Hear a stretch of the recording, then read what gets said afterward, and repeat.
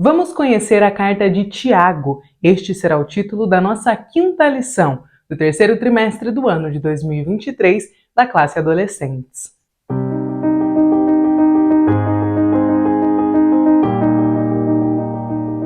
A paz do Senhor, querido aluno e professor da Escola Bíblica Dominical. Eu sou a irmã Damaris, sou professora da IBD, na congregação em que sirvo ao Senhor aqui na Assembleia de Deus em Curitiba. Eu já estou aqui para que nós possamos dar continuidade ao nosso estudo nesta revista em que nós estamos estudando as Epístolas Gerais. E hoje nós iremos conhecer a carta de Tiago. Professor, eu quero lembrar você que tem aquele cronograma que eu estou deixando aqui embaixo na descrição do vídeo em todas as aulas, para que você possa, juntamente com seus alunos, fazer a leitura das cartas do texto bíblico integral, juntamente com o estudo que nós estamos fazendo aqui desta revista. Então nós conseguimos finalizar a carta aos Hebreus, ontem já iniciamos a leitura de Tiago, então nós temos aí, ao longo desta semana, para nós começarmos a fazer a leitura de Tiago, para entendermos o que Tiago estava dizendo, não apenas através da aula de domingo, mas para que nós possamos, juntamente com os nossos adolescentes, termos este contato cotidiano com a palavra de Deus e sabermos na íntegra o que Tiago estava querendo dizer. Eu aconselho você, professor, que você faça essa leitura, é uma sugestão, porque perceba que, na maior parte das vezes, nós, professores da Escola Dominical da classe de adolescentes, somos as pessoas responsáveis por apresentá-los à palavra de Deus, à leitura bíblica, ao estudo bíblico. Em grande parte das casas, inclusive de cristãos, infelizmente, não há um contato com a palavra ao longo da semana. Na maior parte das famílias, os pais não têm aquele momento de sentar com os filhos, fazer a leitura da palavra de Deus, estudar a Bíblia, e isso acaba ficando para nós, professores da classe de adolescentes, podermos fazer esta primeira apresentação deles à palavra de Deus, ao estudo bíblico. Então você tem a responsabilidade, o privilégio também, assim como eu tenho, de ser, talvez, muito provavelmente, a primeira pessoa a mostrar a eles o estudo bíblico, a mostrar a eles que o único caminho que nós temos para conhecer o nosso Senhor é através da palavra escrita que Ele nos deixou. Nós só vamos entender Jesus quando nós lermos o que a Bíblia tem a nos dizer sobre Jesus. Sabe, eu vou ter uma experiência com o Senhor e já vou entender. Calma, o Senhor nos deixou a revelação escrita para que nós entendêssemos o propósito. A gente não consegue entender Jesus só de ouvir falar. A gente precisa ler a palavra de Deus e entender que desde o princípio existe um plano, existe um propósito do Senhor em ação. Jesus não veio por acaso. Não aconteceu, nossa, Jesus não tem nada para fazer aqui no céu, vamos mandar ele lá para a terra? Não foi assim.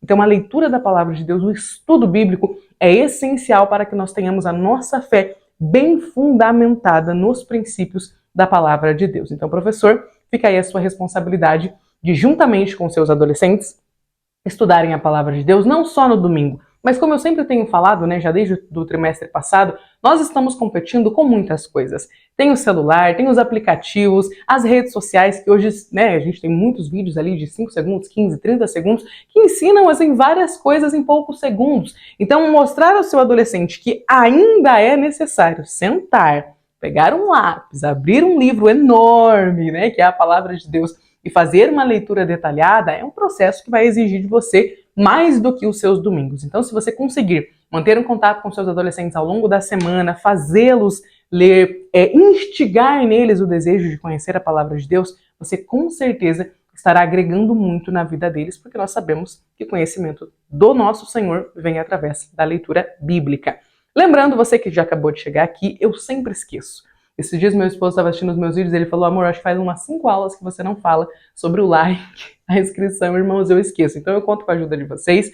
Vocês ajudam assim o meu trabalho e fazem com que este vídeo alcance outros professores, outros alunos da Escola Dominical. Então se você puder, por favor, deixe o seu like nesse vídeo. Se você não é inscrito, já se inscreva. Se quiser deixar um comentário, sinta-se muito à vontade. E caso você conheça outros professores da Escola Dominical e quiser encaminhar este vídeo, assim você estará me ajudando grandemente. Eu já agradeço, já fico muito grata aí por você estar aqui assistindo, mas se você puder me dar mais essa ajudinha, vou ficar muito feliz. Vamos para a nossa leitura bíblica? Esta aula está programada para o último domingo agora de julho, dia 30.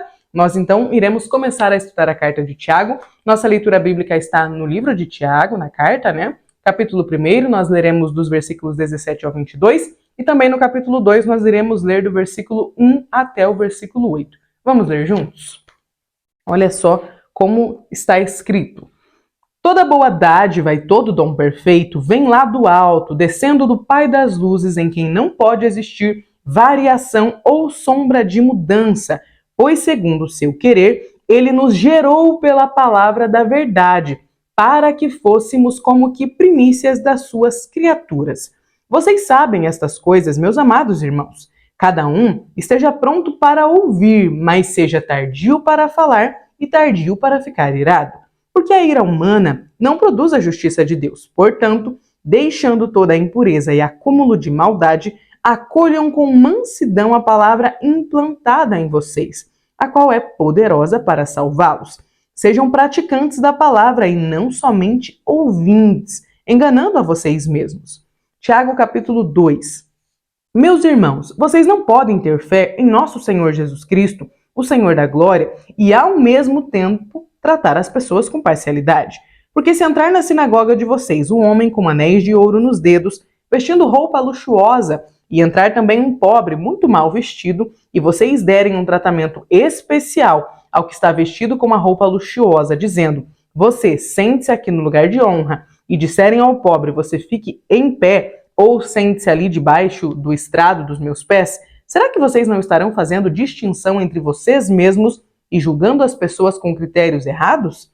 Escutem, meus amados irmãos, por acaso Deus não escolheu os que para o mundo são pobres para serem ricos em fé e herdeiros do reino que ele prometeu aos que o amam?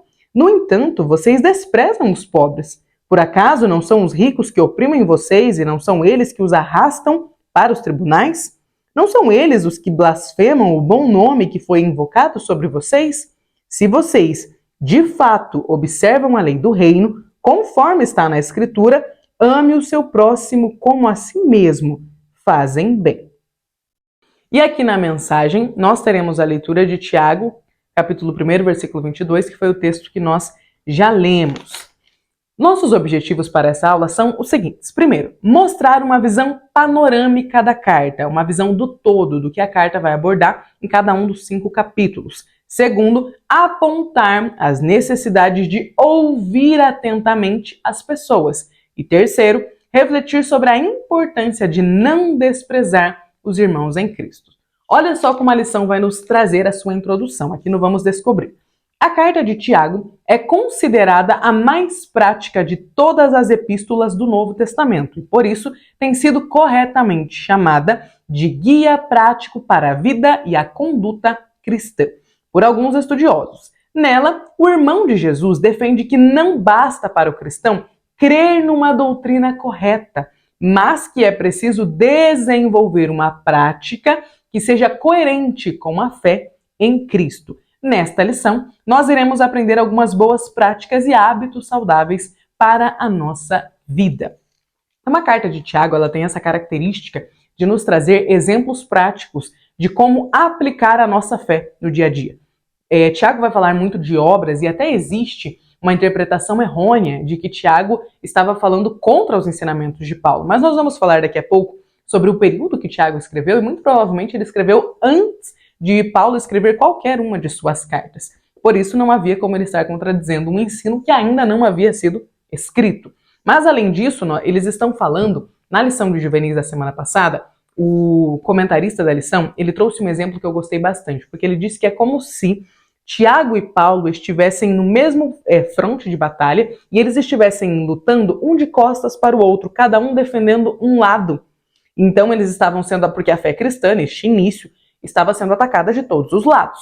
Então era como se Paulo e Tiago estivessem falando, defendendo a fé de Cristo, sobre apenas, com a diferença de que cada um estava defendendo um ponto de vista. Então Tiago estava como se fosse, defendendo o norte e Paulo defendendo o sul, mas ambos estavam defendendo o evangelho, estavam falando aquilo que o Espírito Santo os inspirava para que eles pudessem escrever. Então enquanto Paulo está falando sobre fé, Tiago está falando sobre obras. Ele está dizendo, não é possível ter a fé em Cristo Jesus, acreditar nele, crer que ele veio, que ele nos salvou, que ele nos redimiu e mesmo assim tratar os nossos irmãos com diferença. E mesmo assim ser rápido para falar, rápido para ficar irado e tardio em ouvir. Então Tiago ele vai abordar algo que os outros apóstolos, que os outros escritores bíblicos do período primitivo da igreja não estavam abordando. Ele está falando sobre a prática. Ele está falando sobre, beleza, você creu em Cristo, você aceitou Jesus, você levantou a sua mão, você disse que crê nele, mas e como está a sua prática? Como é o seu dia a dia? O que você faz condiz com a sua fé cristã? Se tivesse, né, alguém olhando lá, como se fosse um Big Brother lá na sua casa, te olhando 24 horas por dia, te acompanhando, aos nossos adolescentes, né, eles acordando, tomando café, indo para a escola, para o cursinho, voltando para casa, conversando com os pais, interagindo com os colegas, será que nós seríamos integralmente cristãos ou será que nós deixaríamos o nosso cristianismo aqui para dentro da igreja? Aqui eu digo porque hoje eu estou gravando aqui na sala pastoral dos meus pais e ela está na igreja. Mas será que eles deixam o cristianismo na igreja e vão viver a vida deles ou será que eles conseguem levar Cristo para a prática da vida deles? É sobre este assunto que nós iremos tratar na aula de hoje. Então aqui na Hora de Aprender, nosso primeiro tópico chama-se Abrindo a Carta de Tiago. Primeiro subtópico, você sabe quem escreveu essa carta? O escritor da carta se identifica como Tiago. No Novo Testamento nós temos pelo menos 5 personagens com esse nome. Então, Tiago, filho de Zebedeu, Tiago, filho de Alfeu, Tiago, o menor, Tiago, pai de Judas e Tiago, meio-irmão do Senhor. Os estudiosos concordam que o autor da carta seja o irmão de Jesus, aquele que era incrédulo. O Craig Keener, naquele comentário histórico-cultural do Novo Testamento que eu indiquei aqui na primeira aula, eu vou deixar o link aqui embaixo da minha lojinha na Amazon, ele está indicado lá para os irmãos, é um comentário excelente, eu tenho assim aproveitado e aprendido muitíssimo com ele. Ele fala o seguinte, que o fato de Tiago não identificar qual Tiago ele era, já deixa bem claro que muito provavelmente nós estamos falando do Tiago mais famoso do Novo Testamento, no sentido de mais conhecido, porque como ele era o irmão de Cristo, o irmão humano, né, do Senhor, por isso a lição vai dizer meio-irmão do Senhor Jesus, ele era o mais conhecido de todos os Tiagos, e ele foi muito importante no início da igreja, ele foi pastor da igreja em Jerusalém. Então era como se todos conhecessem, era como se todos soubessem quem estava falando. Então por isso ele não disse quem ele era. Quando eu chego aqui e falo para os irmãos, paz do Senhor, eu sou a irmã Damaris, eu não costumo dizer o meu nome completo, porque né, eu tenho o nome aqui embaixo no canal, as pessoas, os irmãos né, que estão chegando aqui todos os dias já sabem quem eu sou. Então eu não preciso especificar. Quando eu vou responder a mensagem de um amigo, de uma amiga no WhatsApp, eu não falo, oi, tudo bem? Aqui é a Damaris, porque eles estão falando comigo pelo WhatsApp, então eles sabem com quem eles estão falando. É como se Tiago estivesse falando com pessoas que sabiam quem ele era. Então ele não precisava dizer, eu, Tiago, irmão do nosso Senhor Jesus, além do que ele demonstra uma humildade que nós já vamos falar daqui a pouco, ao não precisar mencionar, né, explicar que ele era o irmão do Senhor Jesus. Tiago tornou-se um discípulo aplicado e testemunha ocular da ressurreição de Cristo. Em algum momento ali, depois da morte e da ressurreição do Senhor Jesus, nós sabemos que ele se torna então um apóstolo e uma pessoa muito influente, líder da igreja em Jerusalém, tendo inclusive uma participação decisiva ali no Concílio de Jerusalém, que é aquele concílio que decide que o evangelho será pregado também para os gentios. Apesar de fazer parte da família terrena de Jesus, Tiago escolheu o caminho da humildade e do serviço. Ele se apresenta aos seus destinatários como servo de Deus e do Senhor Jesus Cristo. Seu exemplo deve ser seguido por todos os discípulos de Jesus espalhados entre as nações. Segundo subtópico, para quem a carta foi escrita? Quem são os destinatários desta carta de 5 capítulos? O texto tem como público-alvo todo o povo de Deus espalhado pelo mundo inteiro. Esses eram, provavelmente, judeus cristãos que haviam sido dispersos por conta da perseguição ocorrida em Jerusalém. Entretanto, isso não exclui a possibilidade de gentios convertidos a Jesus Cristo serem considerados e edificados pelo conteúdo dessa carta, como, por exemplo, somos nós. O conteúdo da carta aponta para o fato de que os destinatários estavam passando por diversas provações e, aparentemente, eram em sua maioria pessoas pobres, a julgar pelas denúncias de discriminação contra os necessitados. Terceiro subtópico, afinal de contas, por que a carta foi escrita? Qual o motivo, qual o propósito de Tiago escrever esta carta? Ele escreve essa carta possivelmente depois de se tornar líder da igreja de Jerusalém, entre 44 e 62 depois de Cristo, quando ele faleceu. É muito provável que esta carta tenha sido o primeiro escrito do Novo Testamento a ser produzido. A sua finalidade é confortar, fortalecer e orientar os seus leitores nas diversas áreas da vida que careciam de cuidado pastoral. Então, quando eu falei que provavelmente, realmente, Tiago não estava dando uma resposta a Paulo nos falar que a salvação vem pela graça de Deus, É porque Tiago provavelmente foi o primeiro a escrever uma carta, que depois seria integrada ao Novo Testamento. Não é porque, nós sabemos inclusive que o Novo Testamento não está em ordem cronológica, então não é porque a carta está lá depois de Hebreus que ela foi escrita por último. Na verdade, ela pode ter sido o primeiro escrito do Novo Testamento. Nós sempre falamos pode e deve, talvez, quem sabe, porque nós não podemos precisar quando ela foi escrita. Inclusive, na carta de Tiago, nós temos essa diferença bem grande aí, de quase 20 anos, de 44 até 62, pelo seguinte motivo. Nós sabemos o seguinte: Tiago não menciona nesta carta que a destruição do templo, e o templo vai ser destruído em 70, e Tiago morre antes, ele morre em 62, ele tem a sua vida como mártir, passa a ser um mártir da igreja, em 62 antes, depois de Cristo, Então isso ocorreu antes. Só que o que estava acontecendo? Neste momento, já existiam ali no período histórico, o pano de fundo desta carta já nos mostra que tinham vários conflitos na Palestina e na Judéia, já tinham vários conflitos ali que depois vão estourar naquele conflito contra os romanos que os judeus organizaram, que durou de 66 até o ano 70.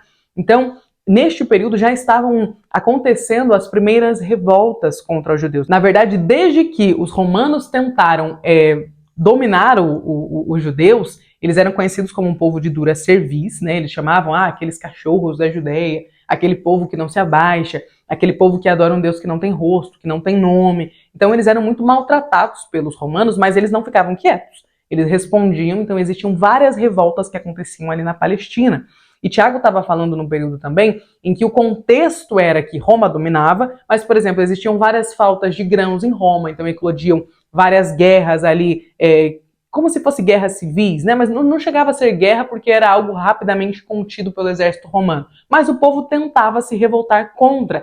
Então, várias coisas estavam acontecendo e por isso Tiago está escrevendo aos irmãos que estão espalhados pelo mundo todo. Então, esta carta alcançava os irmãos cristãos, judeus cristãos, os cristãos que haviam se convertido, que estavam em Roma, que estavam enfrentando todas as dificuldades, tudo o que estava acontecendo do império conspirando para passar a perseguir cristãos. Tiago morre em 62 e nós sabemos que a grande perseguição de Nero começa em 64. Só que até aqui já era para os romanos, Assim, o fato do se o judaísmo já era considerado para eles uma loucura, imagina o cristianismo.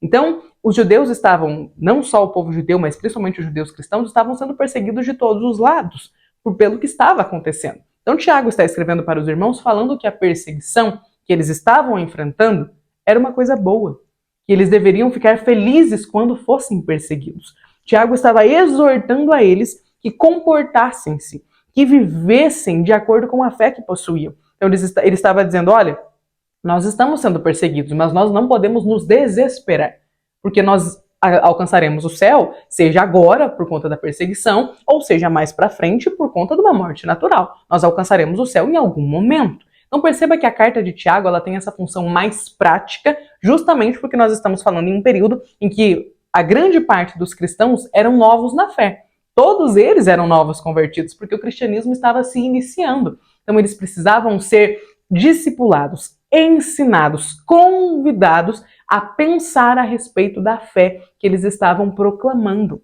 Então percebe que a carta de Tiago ela é diferente das demais cartas do Novo Testamento, principalmente por este fato. Ainda não existia um escrito que eles pudessem se apalpar naquilo. Se apalpar, não, a palavra não é essa. O verbo é usar como respaldo, como entendimento da sua fé. E eles precisavam a todo momento estar fugindo, fosse de Jerusalém, fosse das demais cidades da Judéia, por conta da perseguição dos próprios judeus para os judeus cristãos, e também por conta da perseguição do Império Romano. Então, ser cristão naquela época era como assinar uma cartinha, um decreto de persigam-me, porque você seria perseguido de todos os lados, tanto pelos romanos quanto pelos judeus que não se convertiam ao cristianismo e que achavam que era uma vergonha alguns judeus estarem se curvando àquele nazareno que havia sido crucificado. Então percebam que no momento em que a cultura grega, a cultura do pensamento, de algo mais voltado para a ciência, dominava o mundo, falar em fé, falar em cristianismo, falar em respeito ao próximo, era assim um absurdo. Mas vamos caminhar aqui pela nossa lição. Segundo tópico, ouça mais e fale menos, por favor. Foi um dos primeiros tópicos abordados por Tiago. Por que será que a maioria de nós é tão apressada em dar opiniões e tão resistente em receber conselhos? É uma pergunta, inclusive ideal para ser feita na classe de adolescentes. Será que nós perdemos o interesse por ouvir? Ou estamos sendo treinados apenas na arte de falar? Uma boa comunicação, ela depende necessariamente da maneira como nós administramos o que ouvimos e o que falamos. Relacionamentos saudáveis e duradouros dependem dessa interação. O que é uma interação comunicativa? É a arte de ouvir alguém falar alguma coisa, pensar no que me foi dito e então conseguir organizar uma resposta. Isso é uma interação. Não tem como eu ter um momento de interação comunicativa com alguém se eu não ouvir e depois falar. Se eu respondi, recebi uma pergunta, ouvi o que me foi perguntado, então respondi. Só que Tiago estava nos chamando para o seguinte, dizendo que a mensagem do apóstolo tem muito a nos ensinar em apenas um versículo. Olha o que ele vai nos dizer. Lembrem disso, meus queridos irmãos, cada um de nós esteja pronto para ouvir, mas demore para falar e para ficar com raiva. Porque nós somos, a maior parte de nós, muito reativos, muito impulsivos. Então, quando alguém nos fala algo, a gente quer responder na lata. E se nós, adultos, maduros, professores, temos este comportamento, imagina os nossos adolescentes. O adolescente ele é muito impulsivo por natureza, por conta da imaturidade. Ele é muito vontade, ele tem dificuldade de pensar no que está sentindo e controlar o que está sentindo. Então, o adolescente ele quer responder de imediato, né? Alguém falou, bate, levou, e aquela coisa de muito reativo. Então, esta lição, e este ponto, inclusive, vai nos falar sobre esteja pronto para ouvir. Coisa difícil, né? O professor aqui, que é líder de adolescentes, que trabalha com os adolescentes na congregação, sabe do que eu estou falando. É difícil fazer com que os adolescentes estejam prontos para ouvir. Às vezes a gente chega para dar um aviso, né? Passar alguma informação para os adolescentes, e é difícil fazer com que todos estejam quietos. Quando você consegue que uma fileira fique quieta, a outra fileira está falando. Aí você aquieta a fileira do canto, aí a fileira do meio começa a falar. Eu sei como é, eu fui líder de adolescentes, fui regente de adolescentes. É um privilégio maravilhoso trabalhar com esta faixa etária na igreja, a gente aprende muito. Então, falar para eles, esteja pronto para ouvir, seja tardio em falar, em responder, é difícil. Se é difícil para nós, imagina para eles. E olha só como a lição nos fala, que a palavra pronto do grego, tachis, traz a ideia de rápido, veloz, ligeiro. Logo, Tiago está dizendo que nós devemos ser rápidos para prestar atenção ao que está sendo dito. Ou seja, nós precisamos aprender a ouvir atentamente a Deus e ao nosso próximo, a fim de não cometermos injustiças. O fato de nós termos dois ouvidos e uma boca é muito pedagógico, não é mesmo? Pensa, o Senhor nos dá dois ouvidos e uma boca. É literalmente para nos mostrar que nós precisamos ouvir muito bem para depois falar. Nós sabemos que Tiago vai nos falar sobre o poder da língua, mas Salomão já nos tinha falado muito a respeito disso em Provérbios. Às vezes nós falamos sem pensar, às vezes a gente dá uma resposta que magoa a pessoa, às vezes a gente se compromete a fazer algo que a gente não pode fazer, às vezes a gente fala alguma coisa e quando a gente para pensar no que falou, a gente mentiu, colocou uma informação mentirosa no meio, né? Alguma coisa era verdade, mas grande parte era mentira. Então, é muito importante que a gente entenda que ouvir atentamente, pensar para depois falar, não tem estas etapas, né, de processo para então falar por acaso. É porque se a gente não faz isso, a gente fala na lata. E falar na lata geralmente nos faz ter que lidar com consequências. Seja porque a gente falou na lata para os pais, e aí os pais não gostaram do tom, e aí às vezes acontece, né, deixa o PlayStation lá, não vai sair com a amiga no final de semana, porque respondeu de forma atravessada os pais, e realmente precisam ser corrigidos, ou porque às vezes o adolescente, né, falou de forma atravessada com um superior na escola, com um superior no cursinho, e aí ele vai ser corrigido por isso, porque falou com um amigo de uma forma que não deveria falar e a amizade ficou abalada. Então, a forma como nós respondemos, a forma como nós falamos, o tom com que nós falamos, vai nos fazer ser entendido da forma X ou da forma Y. Então, Tiago estava alertando os irmãos a dizer que nós precisamos tomar cuidado com o que estamos falando. Ele falou, ouça com atenção, mas seja tardio em falar, tardio em se irar. É melhor responder depois, é melhor passar do prazo da resposta, é melhor demorar para colocar ali a sua fala, para dizer o que você fará, do que se comprometer com algo que você não pode fazer. Do que falar algo que vai contra o Senhor, do que falar algo que machucará o meu irmão em Cristo. Então, o fato de termos 2 ouvidos e uma boca só é muito pedagógico, nos mostra o motivo pelo qual Deus nos deu. E aqui no segundo parágrafo da lição, do ponto esteja pronto para ouvir, a lição vai nos falar sobre os adolescentes precisam ouvir as instruções dos seus pais. E nós sabemos que se tem um problema grave nesta geração de adolescentes e de pais de adolescentes, é a falta de diálogo, de comunicação.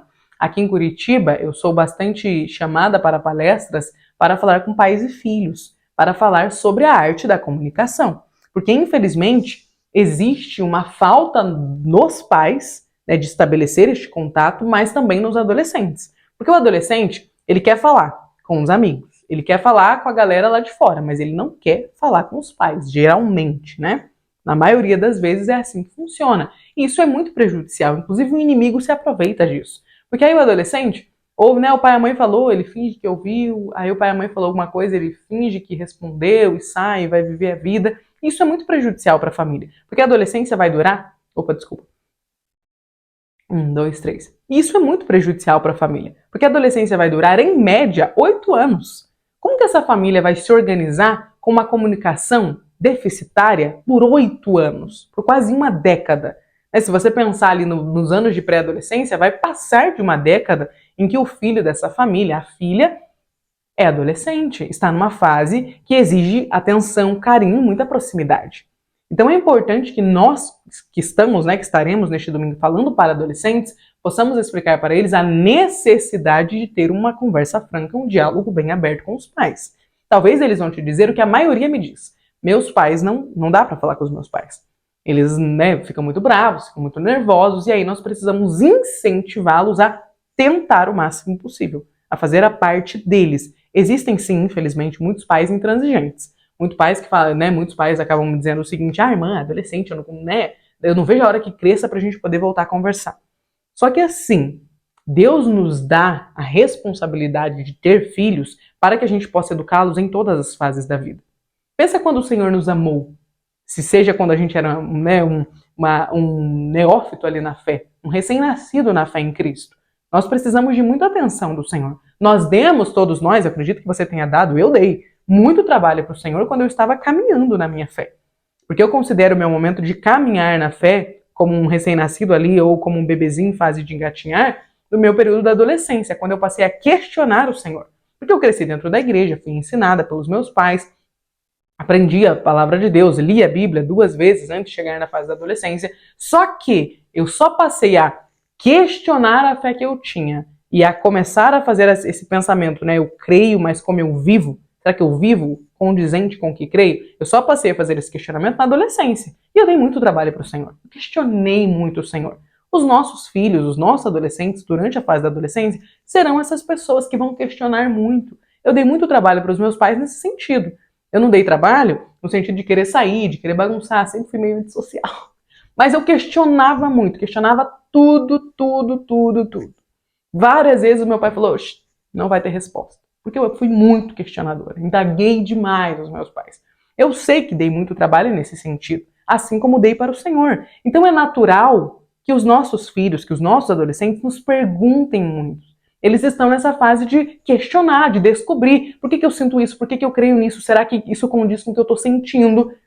É muito natural. Só que a gente sabe que a maioria, né, infelizmente a maior parte dos pais está muito ocupado, não está preparado para a adolescência dos filhos. Então nós, enquanto professores da classe de adolescentes, líderes de adolescentes, precisamos alertá-los da necessidade de ouvir os pais, de dar atenção aos pais, porque é um mandamento do Senhor a obediência, né? Obedecei aos vossos pais. Inclusive é um mandamento com promessa para que te vá bem na terra, para que vivas mais tempo, e também nós nos colocarmos à disposição.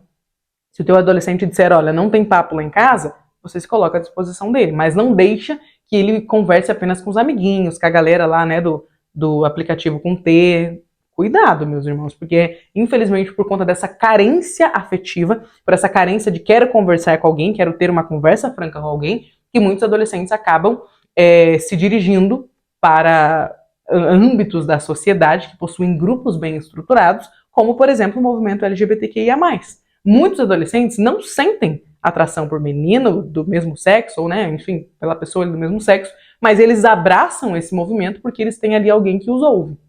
Então, cuidado, porque o inimigo sabe da nossa necessidade de falar, da nossa necessidade de ser ouvido e da nossa dificuldade em ficar quieto. Então, ele se aproveita disso. Então, que a gente possa se colocar à disposição dos nossos adolescentes e estar em espírito de oração, para que a gente entenda a necessidade dos nossos adolescentes, para que a gente olhe para eles e perceba qual deles precisa de um abraço, qual deles precisa de atenção, qual deles precisa de falar conosco. Seja mais do que um professor de Bíblia, um professor da escola dominical, seja alguém que os seus adolescentes podem confiar, alguém em que eles podem se apoiar, porque muitos deles carecem disso. Mas vamos continuar, falei demais nesse ponto. É que é algo que está acontecendo bastante, que eu tenho trabalhado bastante nessa área, então me chama bastante atenção. Nosso segundo subtópico aqui, demore para falar. Essa expressão vem do grego brades, cujo significado é lento. Tiago está nos dizendo que nós não devemos ser precipitados nas palavras, mas refletir antes é a lição a ser aprendida.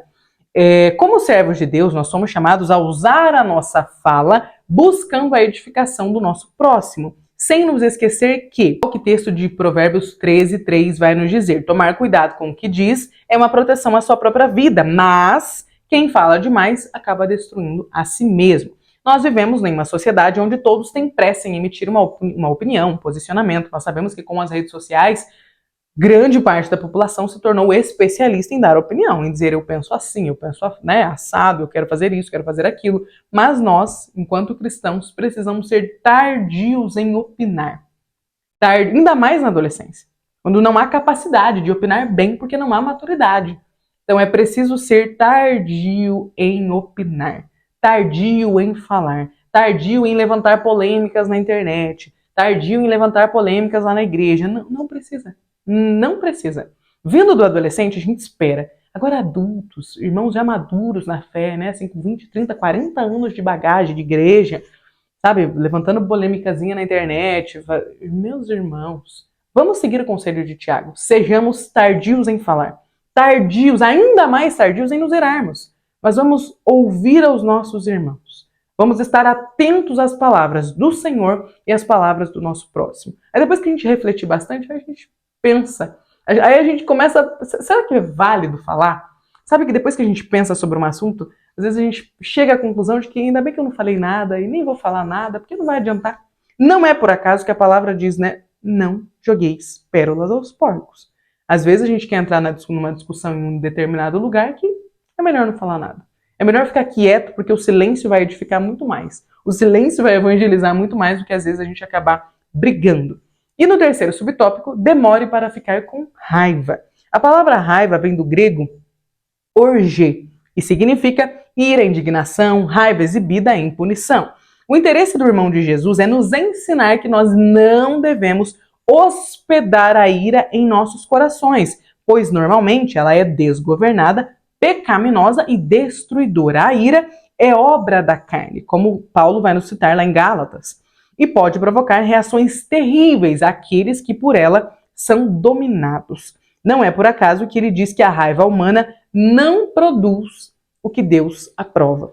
Então, se nós somos cristãos, se nós assumimos a fé em Cristo Jesus, nós carecemos do entendimento de que eu preciso deixar passar muitas coisas. E aqui Tiago estava falando no contexto de perseguição. Então, muitos desses irmãos precisavam perdoar, às vezes, uma pessoa que tinha surrado eles.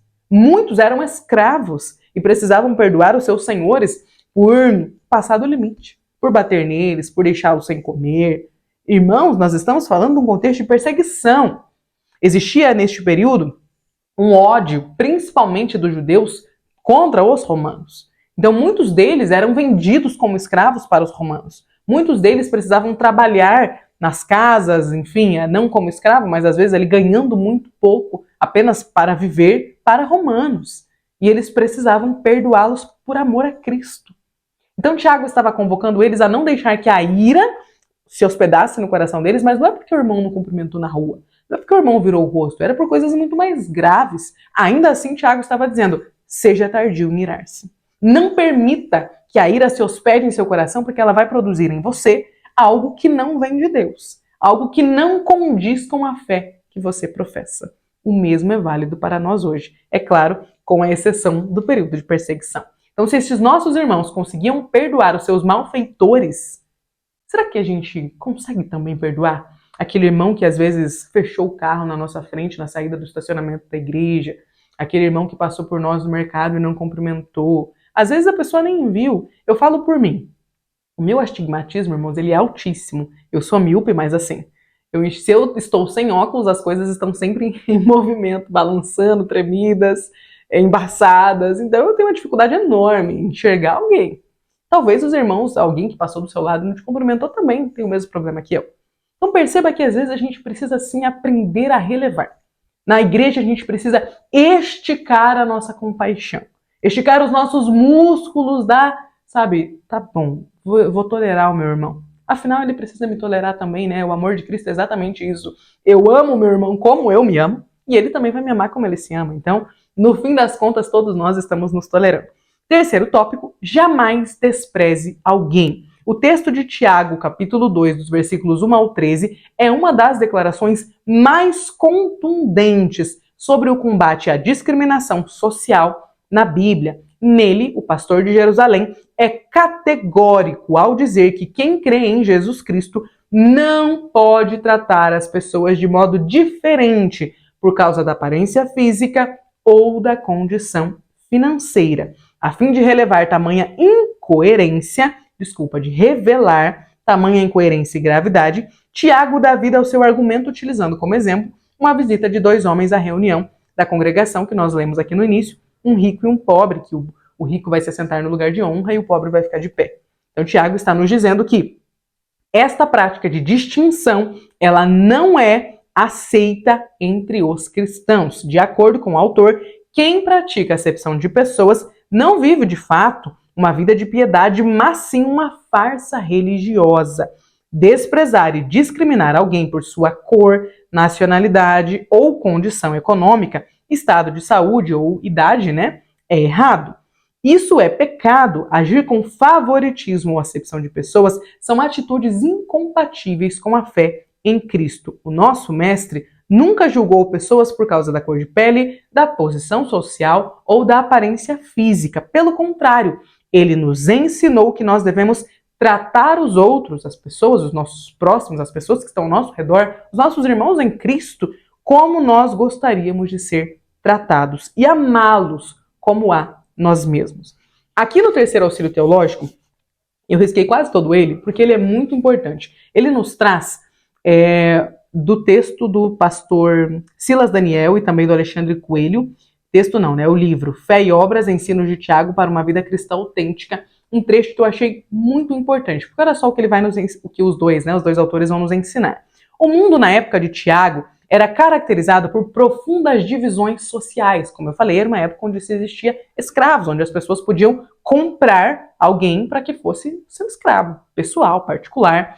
Então estas regras, elas eram aceitas normalmente pela maioria esmagadora da sociedade. Naquela época, agir com humildade, como o Tiago está nos incentivando a fazer, era uma demonstração de fraqueza, não era uma virtude.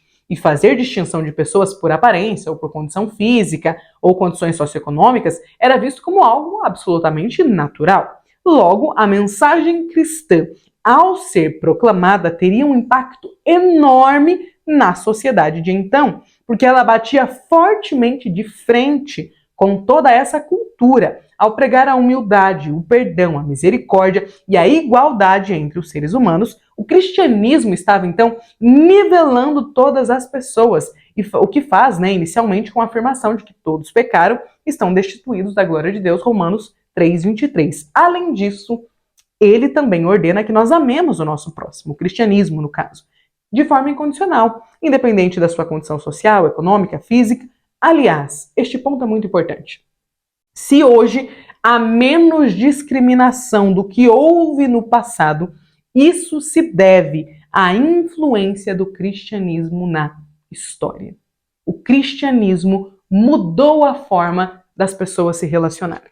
Principalmente pessoas de cor diferente, pessoas de classe social diferente, pessoas de aparência diferente, pessoas de nacionalidade diferentes. Foi o cristianismo que mudou isso.